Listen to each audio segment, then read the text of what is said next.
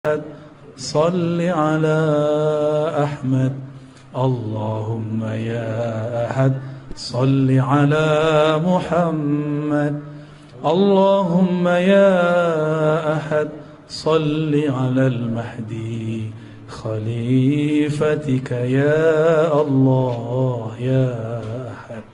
Nabi Musa tahu dia nggak punya hak membunuh Samiri, maka dia katakan ma khatbuka ya Samiri. Harun dimarahin, ditarik pada jenggotnya. Umatnya disuruh bunuh diri karena taubat zaman itu bunuh diri. Faqtulu anfusakum. Giliran Samiri ngomongnya pelan sekali. Ma khatbuka ya Samiri. Jadi Nabi Musa ngeliat Samiri itu langsung bergidik bulu romanya itu. Ini serem juga ini orang, ya. Nggak sembarangan ini orang. Dan beliau dapat kalam lah kira-kira, ya. Itu bukan hak, tapi haknya umat Muhammad sallallahu alaihi wasallam. Kira-kira begitu. Maka keluarlah kalam ma khatbuka ya Samiri. Ada apa denganmu wahai Samiri? Jadi Nabi Musa ngerti Samiri itu akan menjadi yang kita sebut sekarang Dajjal. Dan yang paling unik apa?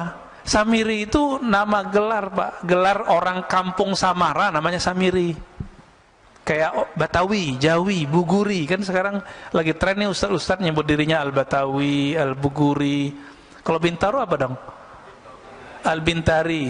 Masih cocok lah ya. Berarti Pak Mirwan Al-Bintari. Kok pakai? Terbiri-biri Samiri lagi ya. Ini nama kecilnya siapa? Nama kecilnya sama dengan Nabi Musa. Musa. Tapi binnya beda. Bin Sam'un. Sam'un inilah yang bersekutu dengan iblis karena istrinya mandul. Dia juga mandul. Orang kalau ditanya mulu kan kesel, Pak. Nggak bisa bikin anak ente gitu ya.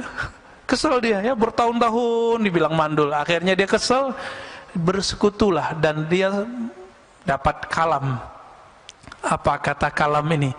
Kamu lakukanlah hubungan suami istri di kuil setan. Ada patung-patung di situ, dia buat kerjaan suami istri di situ. Jadi anak siapa tuh? Anak iblis, anak setan. Nah ini Pak. Maka nanti yang membunuh, yang gorok Samiri siapa? Yang tidak punya bapak siapa? Nabi Isa. Hanya itu Pak.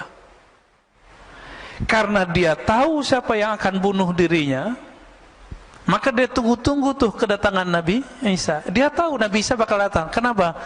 Karena iblis itu dulu kan bertahun-tahun ibadah di alam Jabarut, Malakut Jabarut, masuk langit 1, 2, 3, 4, sampai kemudian menjadi petinggi-petinggi malaikat. Makanya ketika disuruh sujud, itu ada iblis nggak di situ? Masih namanya lama, Azazil. Mau nggak dia sujud? Nggak mau. Padahal dia sudah menjadi petinggi malaikat. Cuma golongan jin. Malaikat itu nur, si iblis ini nar, cahaya, api, sama-sama ada kemilaunya. Kalau kita dekat cahaya begini, panas nggak Pak? Panas nggak ada cahaya begitu? Bedanya sama api gimana? Ada panasnya. Sama-sama terang, tapi yang ini panas, yang ini sejuk. Nah itu bedanya. Maka setelah muncul Nabi Isa, baru umur 33 Nabi Isa, muridnya baru 12 Pak. Ternyata murid yang ke-12 Yudas Iskariot, seorang yang nyamar. Ternyata itulah si Samiri. Samiri itu jangan dibayangin badannya gede Pak ya. Dalam hadis itu dikatakan badannya qasirun, pendek, bantet, tapi kekar. Otaknya Masya Allah, cerdasnya. Ya anaknya Azazil langsung, anaknya iblis langsung. Jadi jika ada anaknya kalangan jin, kalangan iblis di kalangan kita, itulah si Samiri. Tapi Samiri itu waktu kecil yang mengajar dia siapa? Jibril. Nabi Isa yang ngajar waktu kecil siapa? Jibril juga. Oh jadi ini lumayan pas ini. Tapi Nabi Isa tidak diberi hak oleh Allah membunuh sendiri. Dia harus membunuh nanti bersama wali penutup umat Nabi Muhammad, yaitu Al-Imam Al-Mahdi. Itu aja bedanya ya. Makanya yang membuat skenario pembunuhan Nabiullah Isa, yaitu dia orangnya. Loh, dia masih hidup toh? Iya, masih hidup. Iblis saja masih hidup. Kok bisa? Ya, apa yang susah bagi Allah? Makanya ketika terjadi perdebatan antara pengikut Ibnul Jauzi yang mengatakan Nabi Khidir mati dengan pengikut pengarang kitab ini, jadi imam ini namanya Ibnu Athaillah Sakandari. Imam Ibnu Athaillah mengatakan, wahai penolak hidupnya Nabi Khidir, kalian lupa, bukankah ada makhluk yang bukan nabi, bukan wali, tapi masih Allah panjangkan umurnya hari ini, yaitu iblis, yaitu Samiri. Itu bisa panjang, kenapa ini nggak boleh panjang gitu? Oh, nggak ada dalilnya. Nggak ada dalilnya, ente yang nggak tahu dalilnya, bukan berarti kita nggak tahu dalilnya. Kan dalil banyak, Pak. Dalilnya orang-orang ateis itu dalil empirik, nggak kelihatan, dia nggak percaya. Maka ateis itu nggak cerdas-cerdas amat, karena mereka kecerdasannya baru kecerdasan empirik. Empirik ini indrawi, nggak kelihatan, nggak terdengar, nggak ada.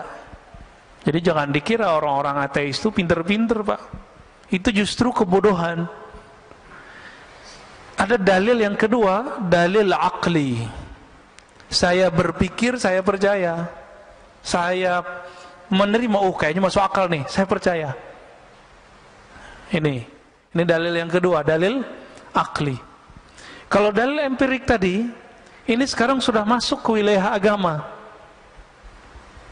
Yang empirik tadi, kalau saya nggak lihat dalilnya, saya nggak percaya. Berarti dalil itu mesti ada dalam tulisan buku bagi dia. Nah, maka sekarang banyaklah jamaah-jamaah terkena penyakit ini. Mulai nanya ke ustadznya, bagus ya, mana ustadz dalilnya? Kita kasih dalilnya. Nanya lagi, nomornya mana? Ini mulai terjebak gitu, Pak. Emang nomor semua kita pada nomornya? Coba yang ngaji kitab kuning dulu. Kitab itu kan sama, Pak. Dulu dicetak kuning, sekarang dicetak biru. Ya? Bukan biru, Pak. Dicetaknya sekarang putih. Tapi itu sama, itu kitab kuning. Enggak ada, Pak, nomornya dulu. Pernah saya dulu membuka kajian Sahih Bukhari, emang enggak ada nomornya di kitab saya. Kitab jadul darur. Si jamaah ngotot, mana nomornya? Ya, kamu lihat aja sendiri. Nah, ini jebakan empirik kepada orang beragama hari ini. Udah nggak percaya lagi sama kiai, sama ustadz. Nah, ada dalil pengalaman. Itu dalil juga. Bapak yang punya pengalaman hidup lebih panjang daripada saya, itu dalil hidupnya lebih banyak daripada saya. Tapi yang bikin kita beda di sisi Allah bukan dalil itu. Yang nomor 4, dalil zauqi, dalil ruhi, dalil qalbi, dalil yang masuk ke kalbu. Coba di Quran cuma dikatakan iza dzukirallah wajilat qulubuhum, disebut nama Allah kalbu bergetar. Kertasnya bergetar enggak? Disebut Pak di Quran surah Al-Anfal ayat 2. Disebut nama Allah kalbu bergetar, benar? Udah bergetar belum? Disebut nama Allah. Loh kok enggak? Enggak bisa dilihat di sini, Pak. Rasain sendiri. Cicipi nama Allah itu, lalu rasakan getarannya sendiri. Kalau enggak, berarti belum dapat dalilnya. Dalil bahwa nama Allah membuat getaran di kalbu. Nah, yang sudah dapat ini sudah bakat bisa melihat dirinya, bisa melihat kelemahan dirinya, insya Allah ya. Nah, kembali ke yang tadi, Ibnu Athaillah mengatakan, engkau dibukakan, dikasyafkan kelemahan dirimu lebih afdol daripada engkau dibukakan alam gaib. Gitu ya.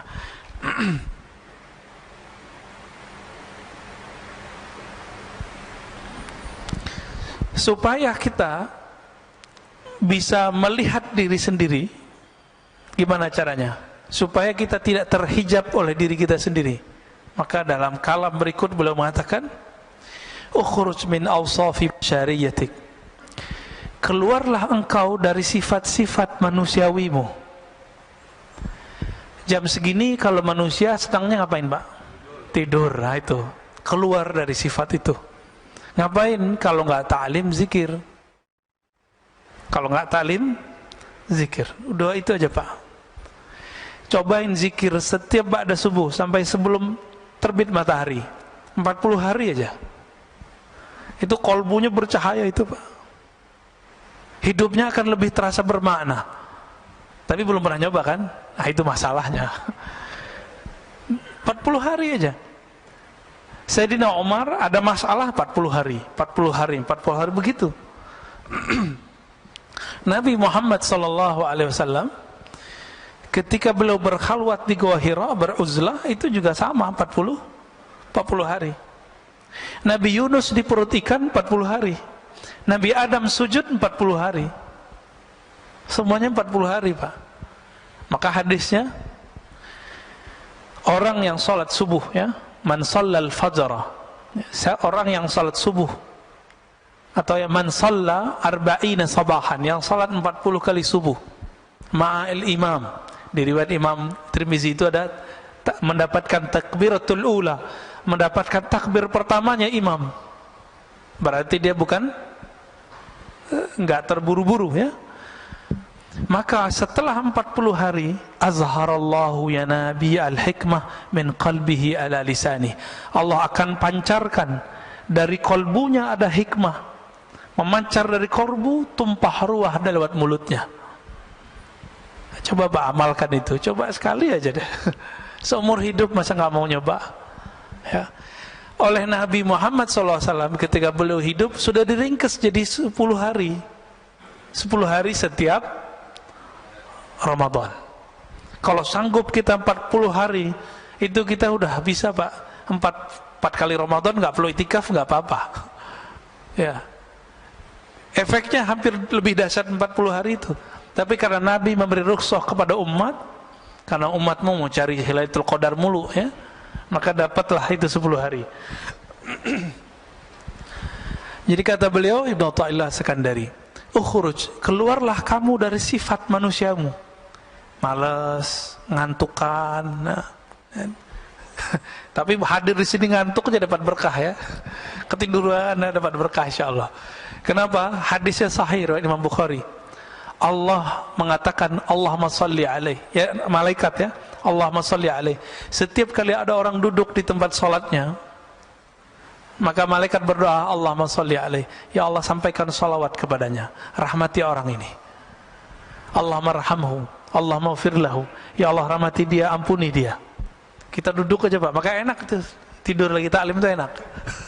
Didoain malaikat. Tapi yang bangun lebih enak lagi. Sifat basyariyah apa yang dikatakan di sini? An kulli wasfin mutanaqidin li'ubudiyatik. Semua sifat-sifat yang berlawanan dengan penghambaan diri kepada Allah. Malas, lawannya apa? Rajin ibadah. Maka sifat malas ini, ya, turunannya malas, tidur. Nah, kalau anak kampus malas ngapain? Nulis skripsi, Pak. Oh, nggak bisa fokus. Gimana mau fokus? Handphonenya main terus. Ini anak-anak kampus ini, ya, nggak bisa fokus. Kenapa? Karena main game terus, YouTube terus. Akhirnya nggak bisa fokus. Mau S1, S2, S3 sama. Ya, jangan dikira dosen-dosen yang lagi, kan dosen-dosen itu disuruh kuliah sekarang untuk S3. Itu juga kecanduan main handphonenya lebih dahsyat daripada anak S1. Pas masuk kelas kayaknya paling bijak gitu, ya, ngata-ngatain mahasiswanya biar nulis skripsi, disertasinya nggak beres. Sama aja bohong, ya. Tapi lumayan, S1 udah lewat, ya, lumayan kan. Supaya apa? Supaya apa kita melawan sifat-sifat yang berlawanan dengan ubudiyah itu? Linida'il haqqi mujiban, supaya kita mampu menjawab panggilan Allah Subhanahu wa ta'ala. Setiap sepertiga malam terakhir itu ada hadis yanzilu rabbuna, Allah turun. Jangan usah dibayangin Allah turun, karena Allah bukan benda. Ya, Allah bukan benda, jadi nggak usah dibayangin. Lalu Allah berfirman, adakah yang bertobat, aku akan terima. Adakah yang minta hajatnya, aku akan tunaikan. Adakah yang minta perlindungan, aku akan beri. Jadi nggak usah ke dukun, Pak ya. Dukun tertinggi itu ya sepertiga malam terakhir itu, nggak usah jauh-jauh. Cuma karena kita tidak mau mengikuti jalur ini, maka kita menjadi budak selain Allah Subhanahu wa ta'ala. Wa min hadratihi qariba, dan kehadirannya Allah terasa dekat.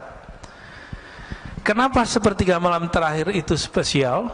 Karena di saat itu tidak ada gelombang suara dari yang lain. Orang nggak tertarik, Pak, mau buka handphone, kecuali yang lagi riya. Tahajud yuk, nah, dalam hatinya tuh terbersit tuh. Terbersit, coba aja cek sendiri ya. Ayo bangun tahajud. Itu setan ngomong, Pak, karena setan ada dalam diri kita. Ayo bangunin orang biar kelihatan kalau kamu udah bangun. Terbersit tuh, hati-hati. Ya, maka sebelum pasang-pasang status baca ta'awuz dulu. A'udzubillahi minasyaitonirrajim. Aku berlindung dari setan yang terkutuk. Baru Pak bangunin orang. Main bangunin aja ya. Belum juga sholat, baru bangun doang ya. Nah, ini saya lihat di grup-grup WA lagi ramai itu, Pak ya, terutama yang baru-baru gabung. Yang reuni-reuni ya, grup-grup macam-macam lah. Nah, setan masuk juga. Setan nggak bisa main WA, Pak, tapi bisa main WA kita.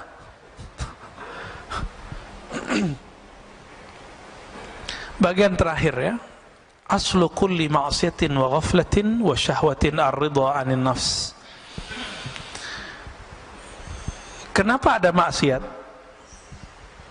Kenapa ada kelalaian? Kenapa ada kita ini mengikuti hawa nafsu? Apa jawaban beliau? Pokok penyebabnya adalah satu, ar-ridha 'anil nafs.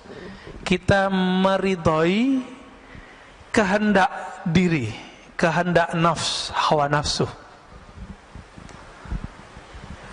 Contohnya nih,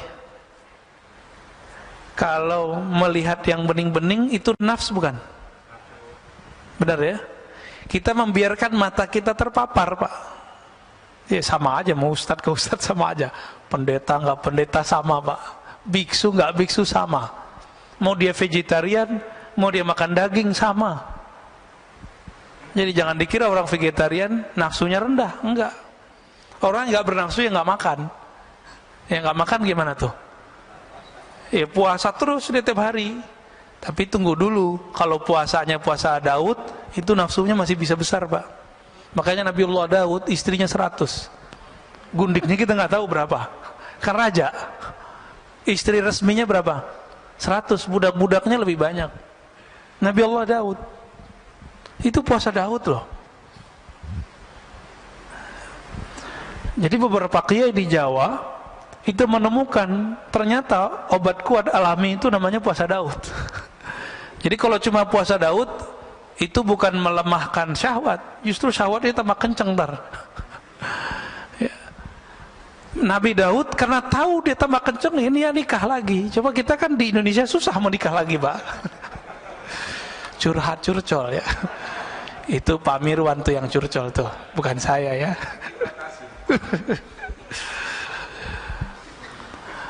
Orang itu pikirnya gini, kalau kiai ya, ustadz kalau nikah lagi kan ustadz suci. Lah ustadz suci dari mana? Seharusnya ustadz lebih mampu menjaga syahwatnya. Justru itu salah. Imam Asyuti melihat kenapa ya para nabi ini banyak istri. Imam Asyuti mengatakan dalam syarah beliau dalam hadis Nasai, karena para nabi itu beban rohaninya berat, Pak. Dan pengalaman rohaninya jika itu datang, yang mampu menawar rasa itu cuma menikah. Nah, Nabi Muhammad itu seharusnya kan boleh nikah 100 Nabi Muhammad. Tapi beliau mendiskon dirinya sendiri. Seharusnya beliau boleh menikah seperti Nabi Sulaiman, 400 Pak istrinya Nabi Sulaiman. Hadisnya sahih itu. Ada di hadis sahih, ada di Bible. Jadi yang coba ngejek-ngejek Nabi Muhammad, kasih tahu aja, Solomon istrinya 400, guntingnya 600. Ya. Kenapa begitu? Karena ketika orang mendapatkan pengalaman rohani, itu namanya ahwal. Itu gejolak dalam dirinya, itu hanya bisa ditawar, bisa diredam cuma dengan menikah. Itu sebabnya para nabi itu istrinya banyak. Loh, kok begitu Ustaz? Ya, emang begitu, mau gimana lagi? Ini mohon maaf. Kenapa di surga yang disebut selalu hurul ain, al-hurul ain, hurul ain, bidadari, bidadari, bidadari. Mohon maaf ya. Kenapa? Ya bukan. Kalau Quran turun di Arab, ya bukan Pak. Quran turun di bumi, sama, mau di Arab mau di mana sama. Pak Mirwan ditaruh gadis depan masih minat loh, walaupun sudah umur berapa? 67 masih minat itu. Tuh tandanya. Kalau kuat kan nggak tutup mata. Kenapa? Iming-imingan surga itu selalu bidadari. Syahwat kan urusannya. Kenapa ada orang jadi teroris, bunuhin orang, ketika ditanya, ketika dia gagal, dijawab apa? Saya mau menikahi 72 bidadari. Kita cek hadisnya, hadis Imam Tirmizi, hadisnya sahih Pak. 72 urusan, mohon maaf, urusan syahwat doang dia harus bunuh seorang. Waras gitu? Nggak waras Pak. Maka kadang-kadang orang beragama kalau caranya tidak benar, jadi nggak waras. Otaknya syahwat aja tuh ya, mikirin bidadari yang montok-montok gitu ya. Kenapa? Ternyata di surga itu nikmat paling tinggi itu memandang Allah. Satarawna rabbakum kama tarawna syamsa bila sahab, kama tarawna al-qamar fi lailatul badr. Kamu akan memandang Allah nanti di surga seperti memandang matahari tanpa ada awan, memandang rembulan di bulan purnama, di malam bulan purnama. Dan itu memandangnya lebih nikmat dari semua nikmat seksual. Kita pengen ngurusin mata aja harus kena macet dulu di puncak. Enggak. Sekarang diam-diam tuh orang ke puncak. Ya biar enggak di swab. Enggak antigen. Benar enggak? Diam-diam mau ngurusin mata ini doang. Jadi mata ini senang yang indah, dan Allah itu maha indah. Innallaha jamil yuhibbul jamal. Allah itu maha indah. Keindahan Allah Subhanahu wa taala itu tidak bisa diakses oleh sembarang orang. Apalagi yang berharap dapat nikmat syahwat doang di dunia, di akhirat. Maka surga itu ada surga namanya jannatur ru'yah, surga memandang. Itu yang Nabi sebut tadi. Ada jannatus syahwah, jannah, surga, syahwat. Setiap masa, setiap satu hari, harinya surga. Harinya surga berapa hari kita? Alfasanah, 1000 tahun. 1000 tahun kita baru satu hari di Firdaus, surga paling tinggi Pak. Itu mereka setiap hari mampu melihat Allah Subhanahu wa taala, diizinin sekali. Tapi yang di bawah Firdaus, kalau tadi sekali sehari surga, mungkin mereka sekali setahunnya surga.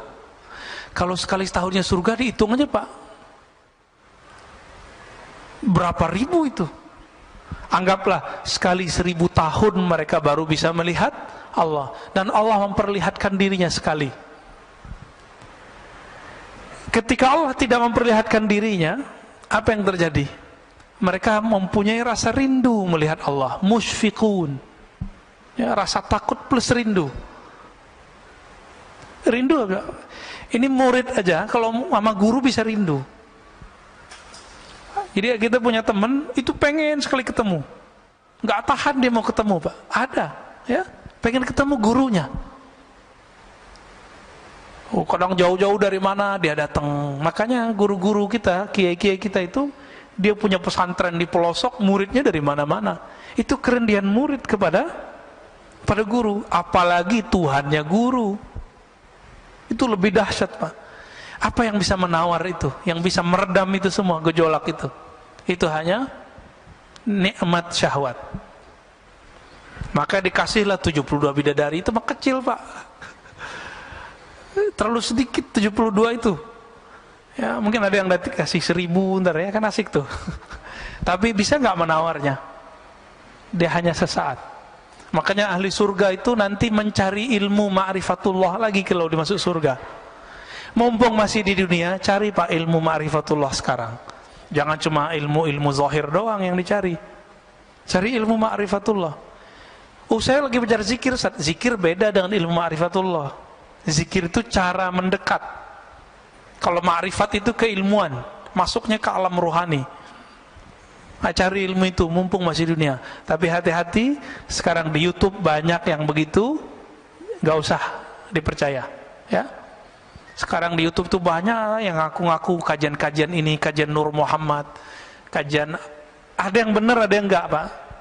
Ya, kajian rasa, ijazah zikir, ini di mana-mana. Ini bulan ini memang saya berkali-kali, karena kita dengar, kita lihat ada orang ngamalin ijazah zikir dalam YouTube, sekarang sudah menjadi gila. Gak jelas Pak untuk ujungnya kemana. Ya, ada yang udah mati juga ada. Ya, nauzubillah min dzalik. Jadi orang waras lebih enak ya. Zikir kalau nggak ketemu sama gurunya nggak usah diamalin. Saya bisa download Ustaz, ya nggak usah, biarin itu. Harus ketemu gurunya, dapat ijazahnya. Kalau nggak usah diamalin. Ya, udah amalin aja yang dulu dapat. Gimana Pak Mirwan? Udah. Kita tutup dengan kalimat setelahnya. Ya. Wa aslu kulli ta'atin wa yaqzatin wa 'iffatin 'adamur ridha minka anha.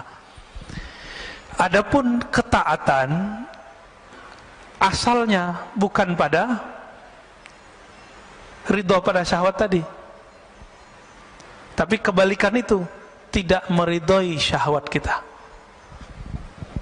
Jika sepertiga malam terakhir, jangan membiarkan diri tidur. Itu yang dimaksud tidak meridhoi syahwat tidur. Kita makan nih enak, cukup 1 kali nambah lah, jangan terus nambah lagi. Nah itu sudah mulai masuk dia itu.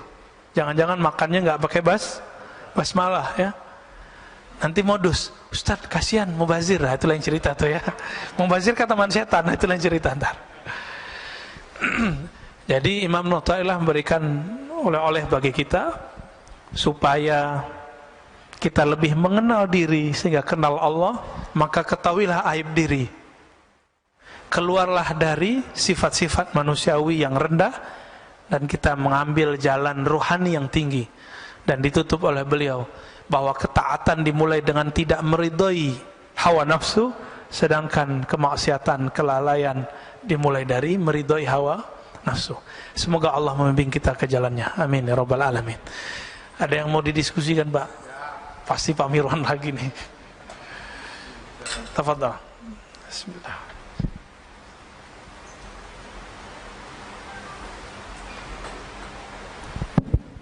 Assalamualaikum warahmatullahi wabarakatuh. Waalaikumsalam warahmatullahi. Tadi dikatakan bahwa Musa Samiri, Musa bin Sam'un As-Samiri. Musa Samiri itu sekarang pun sudah ada. Kita semuanya menganggap Musa Samiri itu waktu zaman Nabi Musa aja, habis itu sudah tidak. Kalau itu yang terjadi, berarti Dajjal pun demikian. Dajjal pun dari dulu sampai sekarang juga udah ada, bukan kita menunggu Dajjal. Ya, di Indonesia pun banyak Dajjalnya. Ya, nggak usah saya sebutkan satu-satu, nanti rame. Jadi saya kira ngapain nunggu-nunggu Dajjal datang nanti? Dajjal sekarang aja kita basmi. Demikian, assalamualaikum warahmatullahi wabarakatuh. Iya, Samiri itu ya Dajjal Pak. Jadi ada Dajjal yang teri, ada Dajjal yang kubro, yang asli itu Samiri.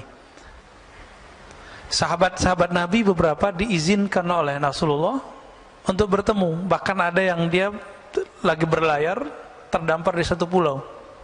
Itu Tamim Ad-Dari, ketemu dengan Dajjal As-Samiri.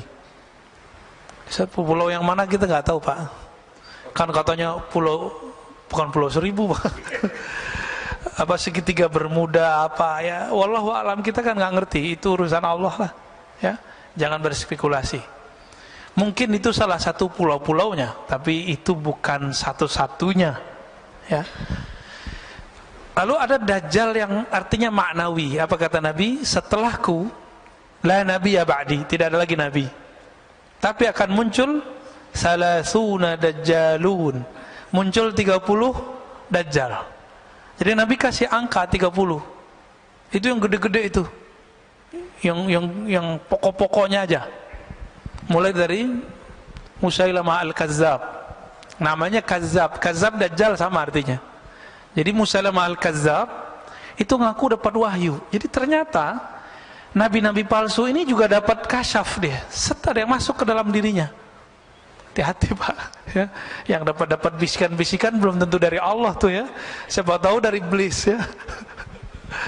Karena tadi iblis Azazil ini punya ring satu tadi, sekitar 70-an ribu, itu datang kepada calon-calon wali membisikkan kalam-kalam yang dulu iblis dapatkan sama saya masih menjadi malaikat, menjadi bagian dari malaikat.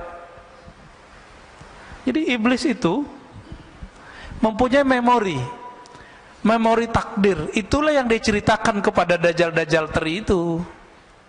Makanya kalamnya pengikut-pengikut dajjal yang ini persis seperti yang terjadi. Dia bilang akan terjadi, ini kejadian Pak. Karena itu memori lama yang dia dapatkan dari Azazil. Gitu ya. Ya mirip-mirip kayak nabi, tapi nabi palsu. Nabinya iblis. Wali, tapi bukan waliur rahman, tapi wali syaitan. Ya. Jadi nggak usah kita membasminya pakai apa Pak? Karena dia masuk lewat intelektual, kita masuk lewat intelektual. Dia mau membongkar iman, maka kita pertahankan iman. Nggak perlu kita bunuh Pak dia ya. Itu Pak Mirwan aja yang ngurus startup. Ya, tafadhol. Ada lagi?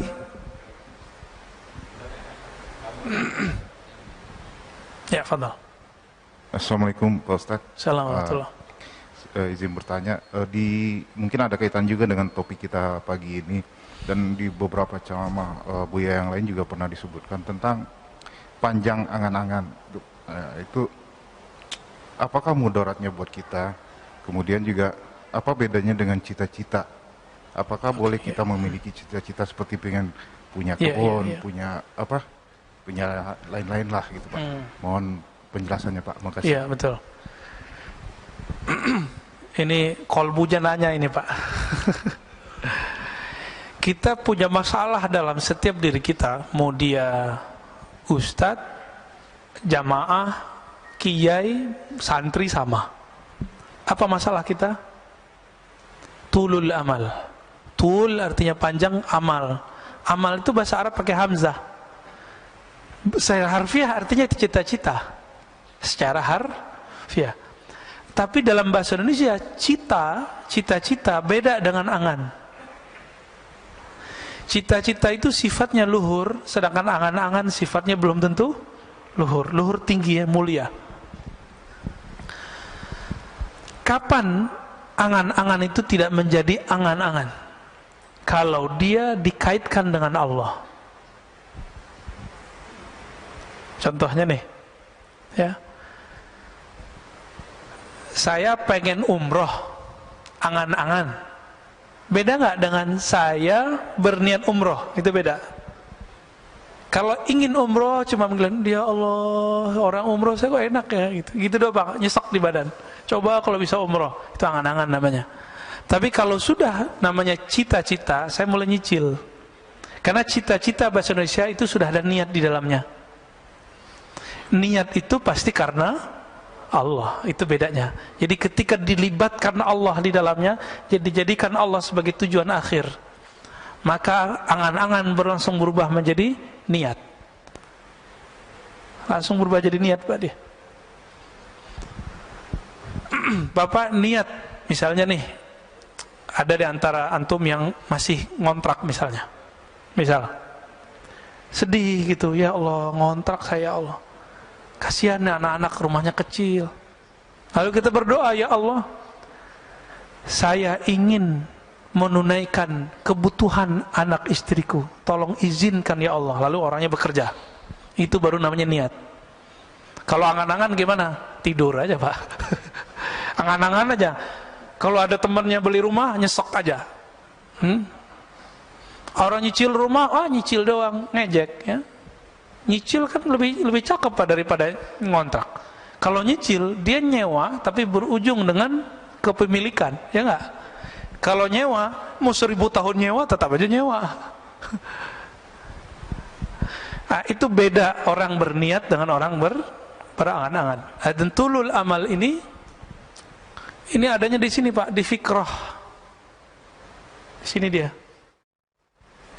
Ketika tidak dilibatkan kolbu, maka dia menjadi angan-angan. Dan biasanya bikin orangnya suka ngayal, suka melamun. Nah, beda dengan yang berniat. Kalau yang berniat, diamnya berpikir. Kalau yang angan-angan ini, diamnya melayang. Diamnya ngayal aja gak jelas. Kalau udah ngayal, setan masuk gak? Masuk. Tapi kalau berpikir, setan susah nembus. Jadi setan itu gak bisa nembus orang mikir. Itu hebatnya. Gak perlu kita sakti untuk melawan setan. Berpikir aja. Gak masuk Pak setan. Abu Bakar karena berpikirnya cepat, dia langsung tahu, kalau Muhammad yang ngomong saya percaya. Itu fikirannya main, fikrahnya oke. Jadi fikrahnya salim. Jadi nggak tulul amal. Ya. Sayyidina Umar banyak nanya. Tapi setelah fikrahnya sesuai, dia pertanyaannya sedikit. Nah ini dia. Jadi boleh nggak kita bercita-cita? Ya mah harus bercita-cita. Nah, cita-cita ini kalau dalam bahasa Arab yang positif itu disebut himmah aliyah. Coba kalau nanti saya mapan, saya akan tahajud setiap malam. Ya, saya akan misalnya bagaimana? Kayak Pak Mirwan nih, jamaah setiap saat. Saya akan tahfiz Quran, itu namanya cita-cita, himmah. Bahasa Arabnya himmah aliyah. Tapi coba cek Pak nanti, kalau dia sudah mapan, dia kerjakan nggak yang dia cita-citakan dulu? Maka di hikam nomor 2 itu disindir orang-orang yang tuh dulu punya cita-cita tinggi, setelah dia mendapatkan kesempatan itu, cita-citanya dia pinggirkan. Ini setan kan gak akan diem. Setelah semua cita-cita Bapak terwujudkan, maka dikirimlah handphone ke kita, dikirimlah TV online kepada kita. Apa yang terjadi? Kita bisa duduk di depan TV 2 jam, bisa di depan YouTube 2 jam, tapi tidak bisa zikir 2 jam. Nggak bisa baca Quran 2 jam. Ini tanda-tanda kalau antum tuh perdaya semua. Sama, saya juga begitu. Ya. Kena semua kita ya? Ya, saya juga kena Pak. Sama-sama kita perbaiki. Ya, ada lagi Pak, cukup? Cukup lah ya? Oh, masih ada. Ini Ahlul Bait ini. Assalamualaikum Ustaz. Caranya 2 Pak. 1 berguru. Nanti guru itu kasih guidance, kamu amalkan ini. Karena kita percaya sama guru ini, kita tahan Pak 2 jam di depan mushaf. Itu 1. Yang kedua, kalau udah berguru, ilmui apa yang diamalkan. Sahabat itu kenapa sanggup zikir dari ba'da subuh sampai zuhur? Itu mereka nggak beranjak. Karena dia tahu rahasia zikir ba'da subuh sampai syuruk, apalagi lanjut gitu. Kayak weekend begini. Katanya kalau sudah mapan, pengen di masjid aja. Ya, kena corona, Pak. Intinya masjid apa? Zikir toh. Intinya masjid baca Quran, intinya masjid taklim. Ini taklim bentar aja udah gelisah, ya kan? Udah syuruk nih. Ini cara setan nipu nih, Pak. Hati-hati. Hati-hati di situ. Ya. Nah, tapi yang belum tahu ya nggak apa-apa. Lebih afdal ngaji apa sholat? Hah? Ngaji, beneran. Dulu Imam Malik lagi taklim, azan, kan beliau ngajarnya di Masjid Nabawi, azan Pak. Tiba-tiba ada seorang murid langsung dikemas tuh kitab-kitabnya, dimasukin ke kopernya lah kalau gitu sekarang. Lalu Imam Malik nanya, bro, ente mau kemana? Mau sholat sunat tuan guru. Apa kata Imam Malik? Oh gitu ya. Menurut kamu lebih afdol berilmu atau sholat sunat? Apa jawabannya? Bingung juga dia, Pak. Tapi dia pikir-pikir, iya ya, berilmu. Udah, nggak jadi Pak, datar lagi kitabnya. Masih ingat ada dalil hadis bahwa Allah lebih suka kepada orang alim yang tidur daripada orang yang tidak berpengetahuan lagi sholat. Karena orang yang nggak berpengetahuan sholat, dia merasa dirinya alim, dia merasa dirinya lebih mengerti, dia merasa dirinya suci dengan sholatnya. Coba Pak, kalau semua orang kayak tadi, wah syuruk nih pada sholat semua, saya ngomong sendiri dong. Kan kacau itu. Ini akibat ya, akibat kita nggak bisa melempatkan sesuatu pada tempatnya. Cuma 2 kali seminggu kok, sekarang udah dihapus kok yang pagi-pagi yang lainnya kan. Udahlah ya. 3 lagi. Udah Pak, kalau nggak ada nggak usah ditahan Pak.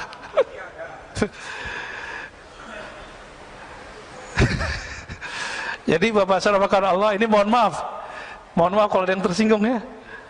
Silakan tersinggung. Kalau ada taklim, siapapun yang taklim, suka nggak suka, nyaman nggak nyaman, duduk aja. Antum dapat berkahnya lebih afdol dari 100 rakaat sholat kita Pak. Dalilnya ada di Sunan Ibnu Majah, hadisnya hasan. Dan Imam Syafi'i mengatakan begitu juga, aku mempelajari 1 bab ilmu lebih aku sukai daripada sholat 100 rakaat. Kalau di hadis Ibnu Majah 1000 rakaat. Itu sebenarnya angka-angka aja. Kalau wali Allah sholat karena dia sholat dengan ilmu, itu lebih afdol dari 1.000.000 rakaat orang awam. Itu kan angka-angka aja. Maksudnya gimana? Kalau orang berilmu yang Allah pandang kolbunya Pak. Wah, kolbunya mau denger nih. Antum kalau mau dengar orang berarti sudah merendahkan kok akhir diri kan? Berarti waduh, Allah pandang Pak. Kalau udah nggak mau dengar orang, Allah pandang nggak sholat kita? Nggak dipandang sholat kita. Makanya kalau isya itu ya, kita kalau ta'lim ba'da maghrib sampai isya, kita lagi ngaji dia langsung sholat Pak masuk. Dia nggak tahu adabnya. Ini kita kasih tahu adabnya. Kalau kita masuk ke satu masjid, orang lagi ta'lim, cukup istighfar, salawat, duduk. Istighfar minta ampun, ya Allah saya masuk masjidmu tidak sholat. Kenapa? Ilmumu lagi ditebar. Kita minta izin duduk. Duduk langsung, itu lebih afdol daripada sholat tahiyatul masjid di 100 masjid.